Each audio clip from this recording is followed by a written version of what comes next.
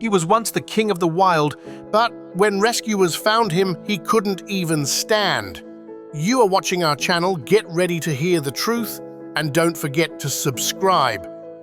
On the border of South Africa, in a dusty afternoon, wildlife rangers raided an illegal animal farm. In hastily built cages, lions, leopards, and servals were trapped. But in the last cage, there was a leopard unlike the rest.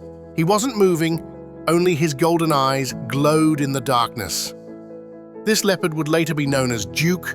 Duke had been kept in a cage so small for 3 years that he couldn't even stand up straight. His ribs protruded, and his right hind leg was permanently weakened from an old, untreated injury. Once a king of the wild, he was now a broken prisoner, with nothing but emptiness in his eyes, where hope used to live. For 3 months, she tried everything: nutritious food, treatment, a larger enclosure. Duke's weight improved and his wounds healed, but his spirit seemed dead. He showed no interest in hunting, no reaction to anyone. He just lay on the ground, staring blankly at the world. His condition was so bad that the center decided if there was no improvement within a month, he would have to be given humane euthanasia. Then came a call from America. Jason Carter of the California Big Cat Project had heard about Duke and offered to help. Within weeks, Duke was transported to a special 20-acre big cat sanctuary in California, run by Michael and Claire Bennett. Michael was a former zoo trainer, and Claire was an animal behavior specialist.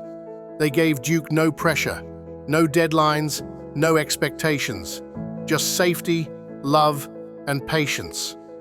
At first, Duke never left his corner, but slowly he began to recognize Claire's voice when she sat nearby. One day, he stepped forward and ate in front of her. Weeks later, he ventured outside for the first time, basking in the sun and playing in a small pool of water. The sparkle began to return to his eyes. In 3 months, Duke was sitting on the couch, enjoying classical music and learning to trust humans again. 3 years later, a call came from a new reserve in Africa called Isulu. They offered to bring Duke back to his homeland.